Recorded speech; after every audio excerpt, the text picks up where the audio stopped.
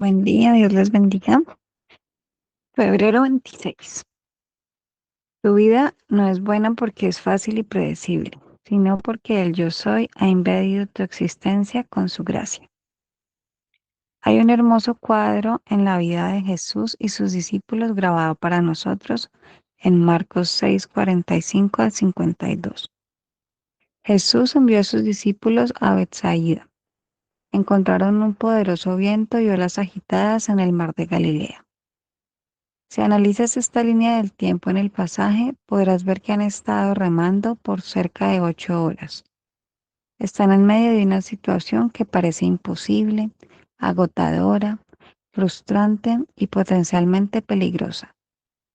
La situación ha sobrepasado sus fuerzas y habilidades. Mientras lees el pasaje, podrías preguntarte por qué Jesús deseaba que los discípulos enfrentaran este tipo de dificultades. Es claro que no están en medio de esta situación por ser desobedientes, arrogantes o necios, sino porque han obedecido a Jesús. Jesús ve que sus discípulos se encuentran en esta situación peligrosa y extenuante, por lo que acude a ellos caminando sobre el mar. Sí, has leído bien. Él caminó sobre el mar. Ahora, en el momento en que comienza a caminar sobre el mar, te enfrentas a dos cosas. La primera es el hecho de que Jesús de Nazaret es el Señor Dios Todopoderoso, ya que ningún otro ser humano puede hacer lo que acaba de hacer. Pero hay una segunda cosa importante que debemos observar. En el momento en que comienza a caminar, puedes saber lo que pasa por su mente. Si lo único que Jesús deseaba era controlar las dificultades, entonces no era necesario caminar sobre el mar. Todo lo que él tendría que hacer era reprender al viento desde la orilla y éste cesaría. Pero caminó sobre el mar porque su objetivo no era solo calmar la tormenta. Su objetivo eran los hombres en medio de la dificultad. Él estaba buscando cambiar todo lo que ellos pensaban sobre sí mismos y sobre sus vidas. Parado junto al bote, mientras el viento aún sopla y las olas golpean, les dice: Yo soy, no teman. Jesús está apropiándose uno de los nombres de Dios. Les está diciendo que el yo soy está con ellos, el Dios de Abraham, Isaac y Jacob, aquel en quien descansan todas las promesas del pacto. Es imposible que los discípulos estén solos, ya que su existencia ha sido invadida por la gracia y la gloria del yo soy. ¿Por qué Jesús envió a los discípulos a la tormenta? Lo hizo por la misma razón que a veces te envía a ti a las tormentas, porque sabe que en ocasiones necesitas la tormenta para poder ver su gloria. Para el creyente, la paz no se encuentra en una vida tranquila. La verdadera paz solo se encuentra en la presencia, el poder y la gracia del Salvador, el Rey, el Cordero, el Yo Soy. Esa paz es tuya a pesar de que las tormentas de la vida te lleven más allá de tus límites, de tu sabiduría o tus fuerzas. Puedes vivir con esperanza y valor en medio de lo que antes te producía desánimo y miedo, porque sabes que nunca estás solo. El yo soy en su gracia habita en todas tus situaciones, relaciones y lugares. Él vive en ti. Él está ahí para ti. Él es tu esperanza. Para profundizar y ser alentados, primer libro de Samuel, capítulo 17.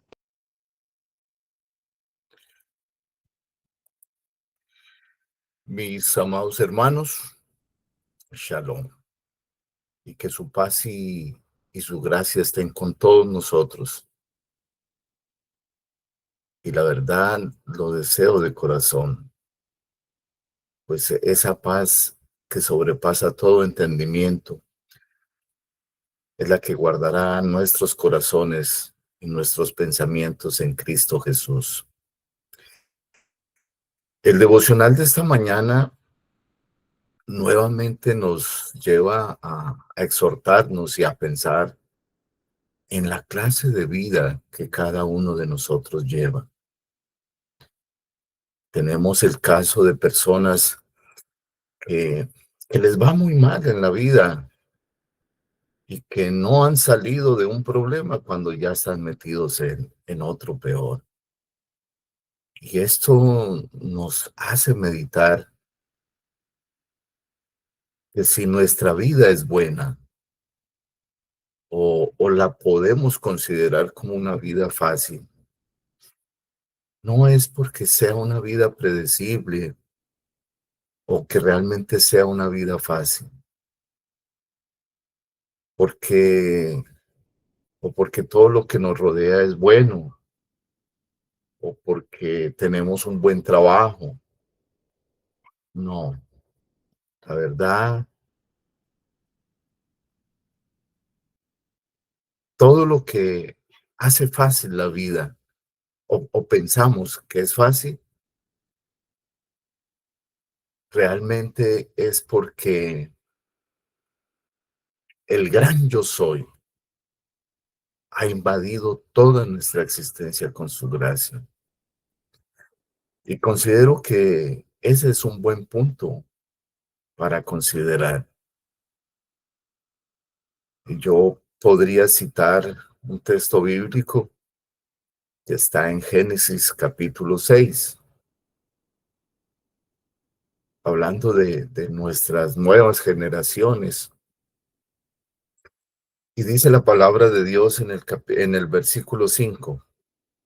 Y vio Jehová que la maldad de los hombres era mucha en la tierra, y que todo designio de los pensamientos del corazón de ellos era de continuo solamente el mal. Y se arrepintió Jehová de haber hecho hombre en la tierra, y le dolió en su corazón. Y dijo Jehová: raeré de sobre la faz de la tierra a los hombres que he creado, desde el hombre hasta la bestia y hasta el reptil y las aves del cielo, pues me arrepiento de haberlos hecho. Y en el versículo 8 viene lo siguiente: pero Noé halló gracia ante los ojos de Jehová. Hermano, no es que Noé fuese bueno, no es que era un pecador, era como nosotros, pero Dios halló gracia, perdón, Noé halló gracia ante los ojos del Señor. En que somos pecadores, de pronto nos parecemos a Noé. Y la pregunta obligada es: ¿hemos hallado gracia ante los ojos del Señor? Y creo que es un muy buen punto para pensar. Mis amados hermanos, la respuesta es muy sencilla. Sí hemos hallado gracia ante los ojos de Jehová, y por eso envió a su unigénito, lleno de gracia y de bondad, para que todo aquel que en él crea no se pierda, mas tenga vida eterna.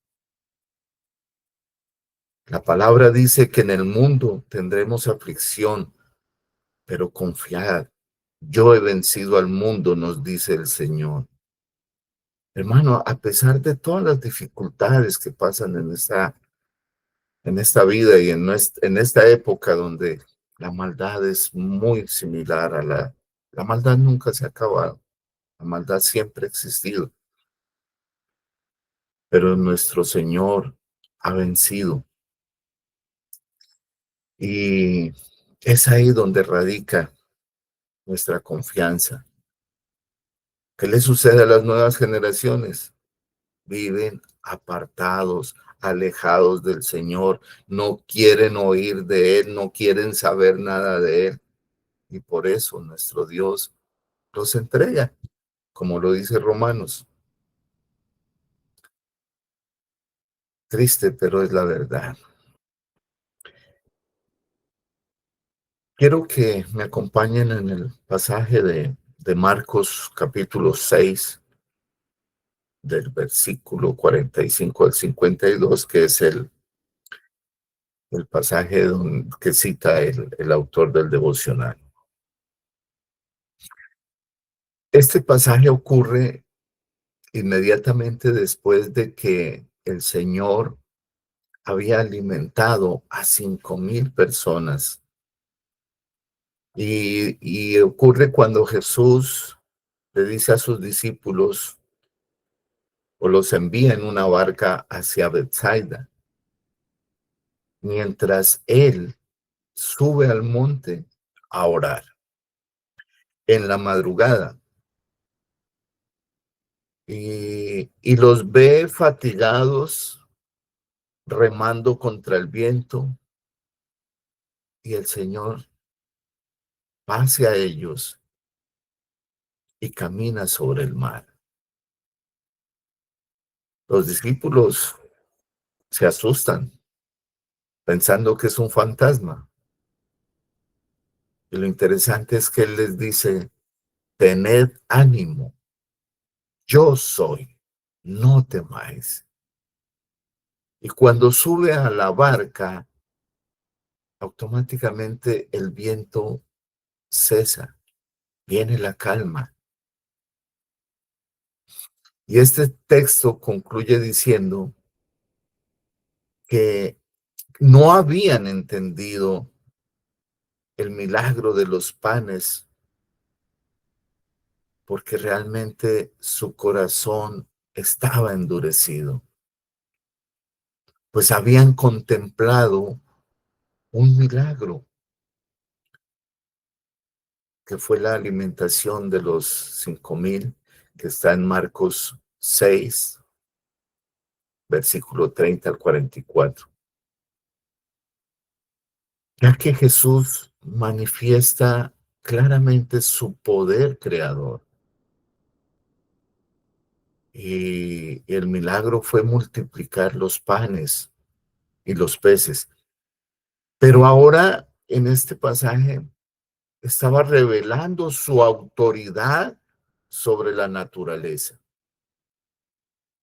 Mis amados hermanos, este pasaje no es solo un milagro espectacular, es una revelación progresiva de realmente quién es Jesús. Y algo importante para resaltar es que los discípulos estaban en la barca por obediencia, como lo dice el verso 45. No estaban fuera de la voluntad de Dios. Y algo que debemos entender es que a veces las tormentas no son consecuencia de nuestra desobediencia, sino parte del propósito formativo de Cristo. El viento contrario, según el verso 48, ¿qué simboliza? Simboliza la oposición, la dificultad, el cansancio. El verso dice que ellos remaban con gran fatiga, pero miremos lo que hacía Jesús. Mientras sus discípulos luchaban, él estaba orando. Según el verso 46, nos dice que Jesús estaba en el monte orando. ¿Y qué podemos observar con esto? Su dependencia total al Padre Celestial, su humanidad real y su intercesión constante. Y es en este aspecto donde nosotros debemos ser imitadores de nuestro Señor Jesús, orando sin cesar e intercediendo los unos por los otros. Hermanos, esta es mi actitud durante la tormenta. ¿Realmente oramos o intercedemos? Nos dice el versículo 48, que aunque Cristo parecía ausente, los estaba viendo y viéndolos remar con gran fatiga porque el viento pues les era contrario. Entonces, cerca de la cuarta vigilia de la noche, vino a ellos andando sobre el mar y quería adelantárseles. Mis amados hermanos, aunque no lo percibamos, Cristo ve nuestra lucha, no es indiferente a ella. Y a continuación, en el versículo 50, observamos una declaración divina. Yo soy. Cuando Jesús dice, tened ánimo, yo soy, no temáis, la expresión yo soy evoca el nombre divino revelado en el Antiguo Testamento. Y lo encontramos en Éxodo, capítulo 3, versículo 14. Esto no solo está calmando el miedo, sino que está revelando su identidad.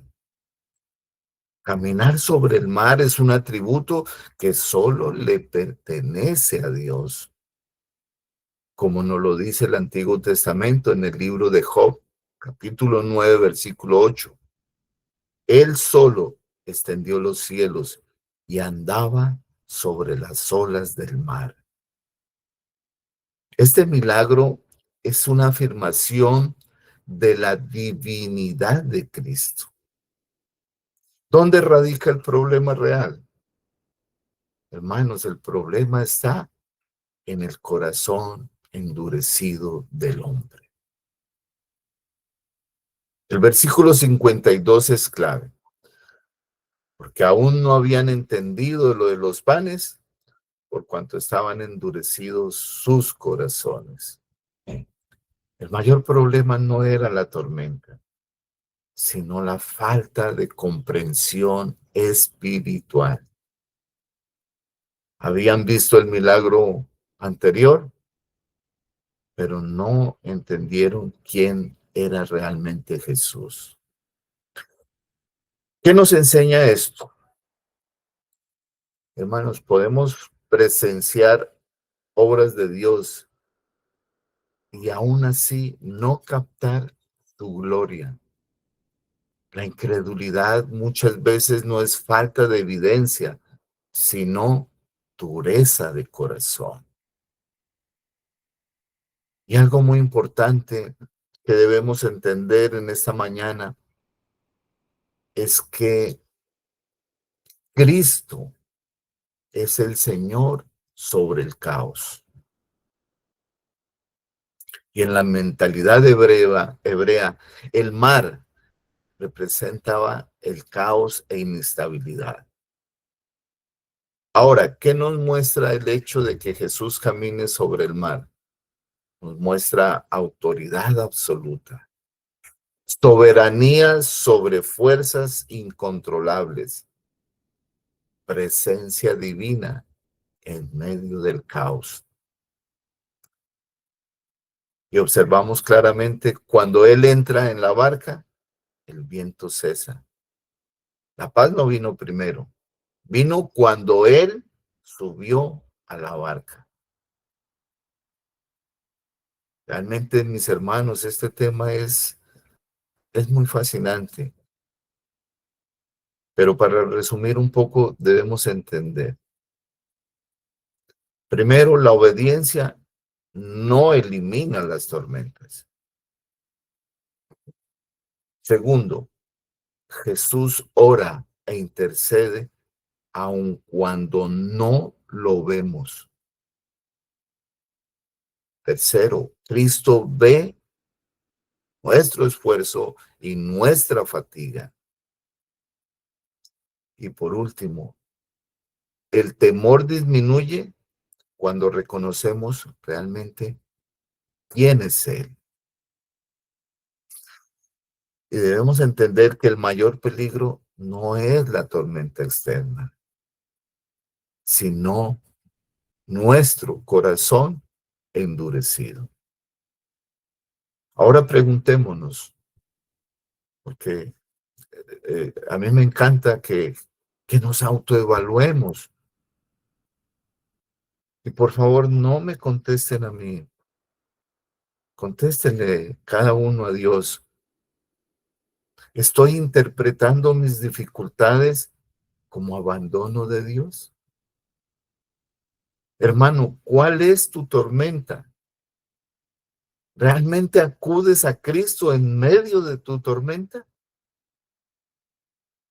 Y cuando la tormenta pasa, ¿puedes ver la gloria de Dios?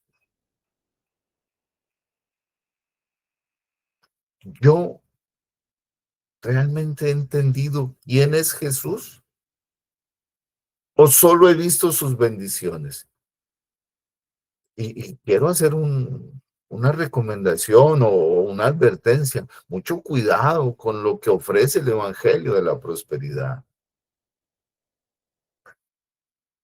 Otra pregunta, ¿qué áreas de nuestra vida están revelando dureza de corazón? Este pasaje no trata solo de un milagro sobre el agua, trata sobre la revelación de Cristo como el yo soy, Señor sobre toda la creación y sobre nuestras crisis. Mis hermanos, la tormenta fue el escenario para mostrar su gloria. Pues cuando Cristo se revela, el miedo pierde poder.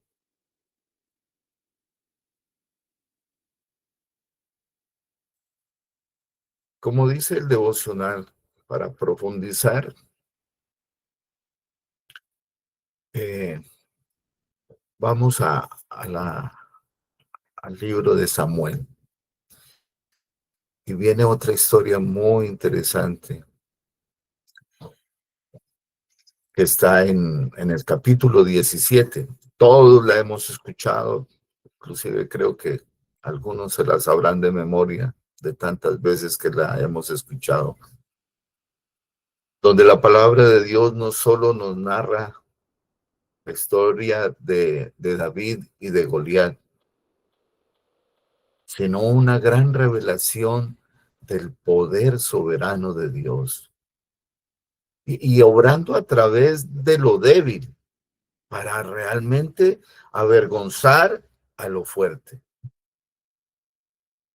Hermano, si yo le pregunto de qué habla el capítulo 17 del primer libro de Samuel, lo más rápido en responder que me podrían decir es la historia de David y Goliat, como ya lo dije.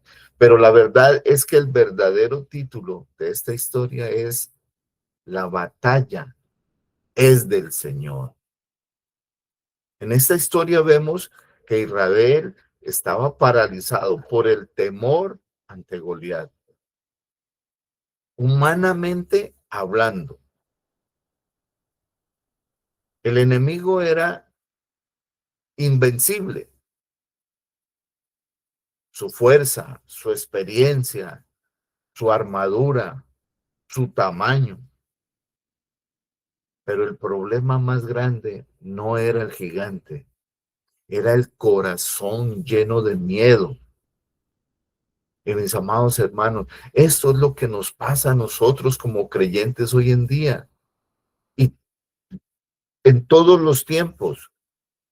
Cuando olvidamos quién es Dios, cualquier problema se convierte en un gigante para nosotros. Y si lo miramos desde una perspectiva reformada, vemos aquí la condición humana incapaz de salvarse por sí misma. Israel tenía un ejército, tenía armas, tenía un rey, pero no tenía fe activa en el poder del Señor. Y a veces eso es lo que nos falta, una fe activa en el poder de Dios. Lo mismo que nos ocurre siempre. Nos falta esa fe salvadora y debemos ser, como lo dice Hebreos 10:39, pero nosotros no somos de los que retroceden para perdición, sino de los que tienen fe para preservación del alma. Y si miramos bien esta historia de terror y de miedo, aparece un joven con una fe diferente. Y podemos ver claramente en la escritura que David, siendo un joven, no vio solo un guerrero filisteo, vio a un hombre desafiando al Dios vivo. Mientras todos veían tamaño, él veía una blasfemia. Mientras todos veían muerte, él veía la oportunidad para que Dios fuera glorificado. Mis amados hermanos, David entendía algo esencial. La gloria de Dios está por encima del miedo humano. Su confianza no estaba en su habilidad, sino en la fidelidad de Dios.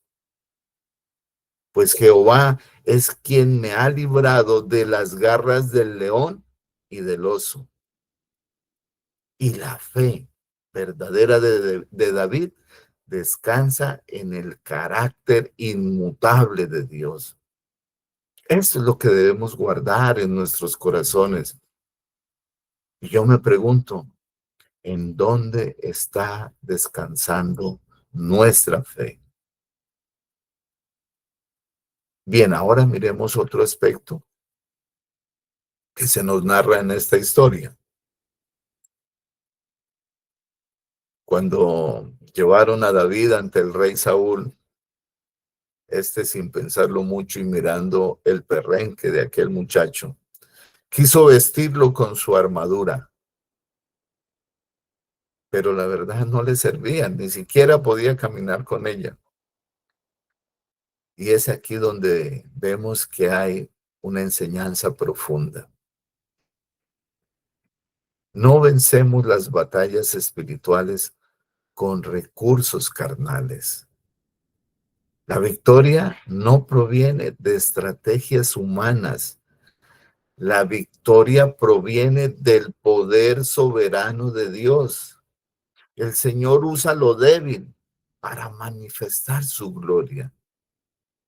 Jehová nos salva con espada y con lanza, porque de Jehová es la batalla. Hermanos, el versículo 47 es el versículo que resume todo el capítulo. Y algo que nos debe quedar claro en esta mañana es que la batalla nunca fue realmente entre David y Goliat. Fue entre Dios, el Dios de Israel y los dioses falsos de los filisteos. Y como siempre, Dios vence. Mis hermanos, David no solo es un ejemplo de fe, es una figura que realmente apunta a Cristo. Así como David representó al pueblo y derrotó al gigante en su lugar, Cristo es el verdadero y mejor David. Derrotó al pecado, a Satanás, a la muerte, en representación de su pueblo. Y nosotros éramos como Israel, temerosos e impotentes, pero Cristo peleó la batalla. Esa batalla que no podíamos pelear. Mi querido hermano que me escuchas en esta mañana, o quien me escucha de pronto cuando reproduzcan este mensaje, yo te pregunto, ¿qué gigante te está intimidando hoy? ¿Estás confiando en tu armadura o en el poder de Dios? Recuerda, la batalla pertenece al Señor. No se trata del tamaño del problema, sino de la grandeza de nuestro Dios. Mis hermanos, que esta reflexión nos lleve a pensar un poquito cuando estamos pasando por esas dificultades tan grandes y que nos anime a poner nuestra fe y nuestra confianza en el Todopoderoso. Que Dios los ayude a todos, que nos ayude a todos, porque estamos pasando.